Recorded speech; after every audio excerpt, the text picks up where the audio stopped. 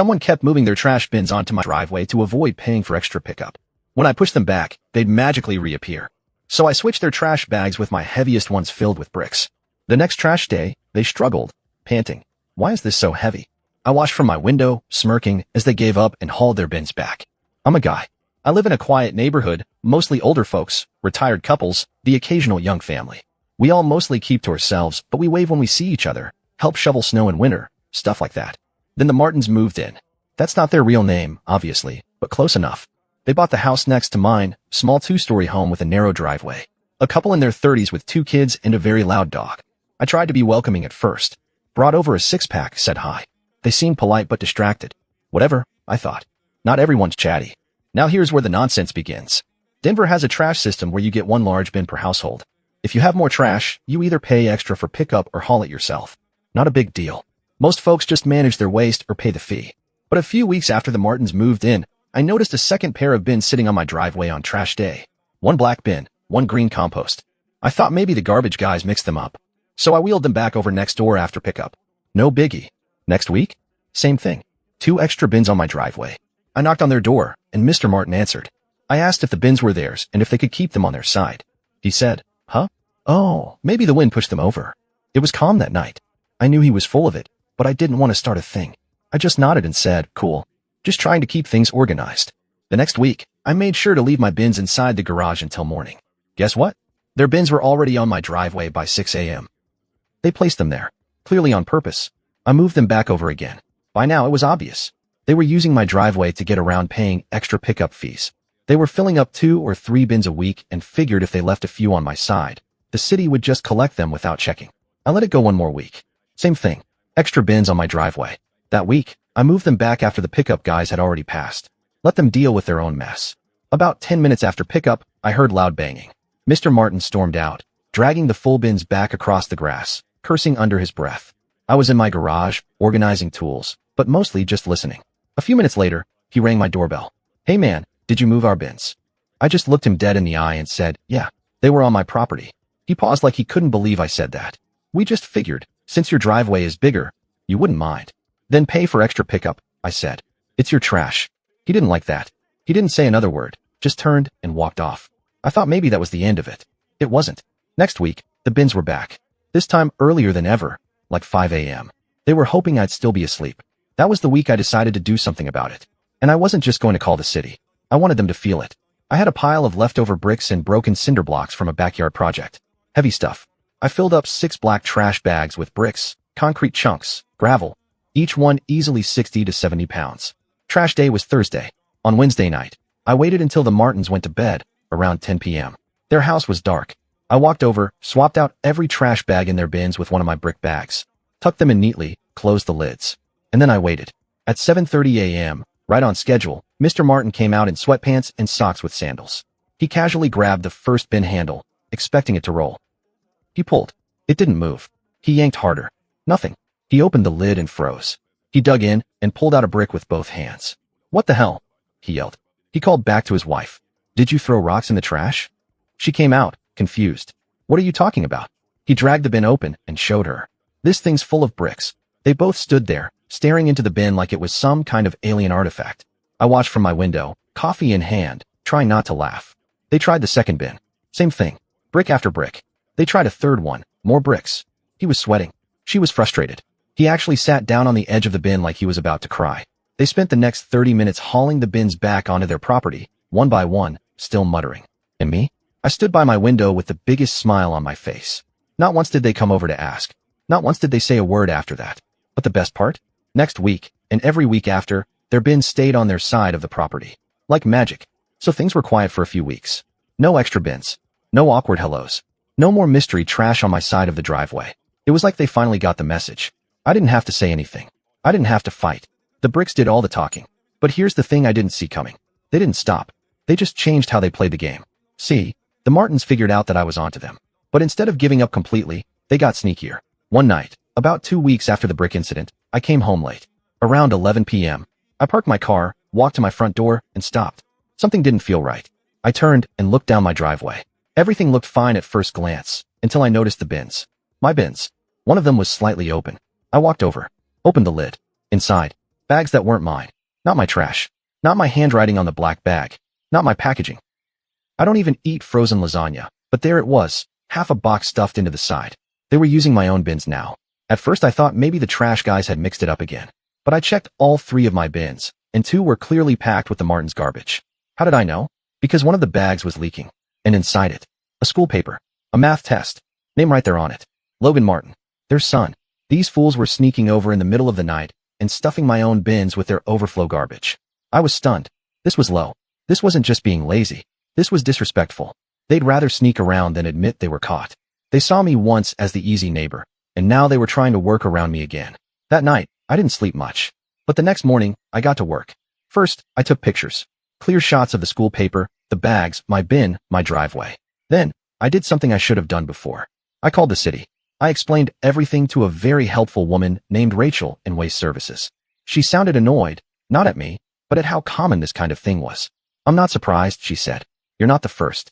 People do crazy stuff to avoid fees. She told me what to do. Tag the bins with the date and issue, photograph every incident, and send it to their illegal dumping department. Also, she added, if you want to make it stop faster, write "do not use," property of, your address, in bold letters on your bins. Use permanent marker or sticker labels. So I did just that. I went to Home Depot, got some bright orange reflective tape, and labeled every bin like it belonged to Fort Knox. Then I waited. Thursday came. Again, I left my bins out early. This time I didn't even peek from the window. I let them do their thing. And they did. Midnight hit. I turned on my security cam app. Clear as day, Mr. Martin, in a hoodie and baseball cap, dragging 2 bags from behind his garage, looking around, and dropping them into my bins. Gotcha. I sent it all to Rachel. Photos, video, timeline. She called me 2 days later. We're issuing a formal warning. If it happens again, we'll fine them. And if they contest it, the footage is enough. I thought maybe that would finally shut the whole thing down. But it didn't. Because a week later, something even crazier happened. I came outside on a Wednesday evening to roll my bins out a little early. One was missing. Gone. Vanished. No trail. No bag. No lid. I checked the backyard. Nothing. The sidewalk. Nothing. The alley. Nothing. I thought maybe it got picked up by mistake the week before, so I called the city again. Rachel checked. Nope. Your pickup happened as scheduled. Nothing missing on our end. I walked next door, calm but firm, and rang the doorbell. Mr. Martin answered with that smug face I'd come to hate. Did you take one of my bins? He actually had the nerve to laugh. Why would I take your trash bin, man? I stared at him. Then I looked past him, over his shoulder. Guess what I saw in the side yard? My bin. Still had the reflective orange tape on it. Still labeled with my address. I pointed. That's mine. He didn't even try to deny it. Instead, he stepped out onto the porch and got real close to my face. You got a problem with us, say it to my face. I said nothing, just smiled, turned around, and walked back to my house. Because I already had everything I needed. That night, I sent another report to the city. This time with video from my second camera, one I had pointing toward my driveway. It caught him dragging the bin away 3 nights earlier. The city didn't just issue another warning. They fined him $320 for illegal dumping and property theft. But the drama didn't end there. After that $320 fine, I thought the war was over. No more bins showing up on my property. No trash swaps. No stolen lids. For 2 weeks, it was peaceful again. Until it wasn't. Week 3 after the fine, I came home from work late, another 10 p.m. night, and saw something weird. There was a new trash bin on my driveway. One I didn't recognize. It wasn't my bin. It didn't have the orange tape or my house number. It was beat up, old, and covered in spray paint. Just dumped there. And inside? Rotten meat. Like, actual rotting meat. Chicken wings, pork bones, something wrapped in blood-stained butcher paper. Flies buzzing around it even in the cold air. The smell hit me instantly. It was disgusting. Someone was trying to send a message. I didn't touch it. I snapped a photo, pulled on some gloves, and carefully checked around it. That's when I found a small label on the back near the base. Property of 1432, Birch Street. The Martins' address. They had taken one of their oldest bins and filled it with meat trash and dumped it in my driveway. Probably to make me mad or make my property smell bad. A final insult. But here's the mistake they made. This time I didn't call the city. I called animal control. See, in Denver, dumping raw meat improperly is a health violation. If they attract wildlife, rats, raccoons, coyotes, on someone else's property, it counts as creating a health hazard. I filed the report with photos, explained the situation. The woman on the phone sounded horrified when she heard there were kids in both her homes. That kicked off a formal investigation. 3 days later, city health inspectors showed up at the Martins' house. I watched from my garage as they knocked on the door, clipboard in hand. They spent a good 30 minutes walking around their property. I guess they found more than they expected. Because a week later, the Martins were slapped with 2 new violations, one for illegal dumping again, and another for improper storage of waste and attractants, which is just a fancy way of saying you're trashing the neighborhood. They tried to fight it. Filed a complaint against me with the HOA. Said I was harassing them, watching their home, even claimed I planted the meat in their bin to get them in trouble. Total nonsense.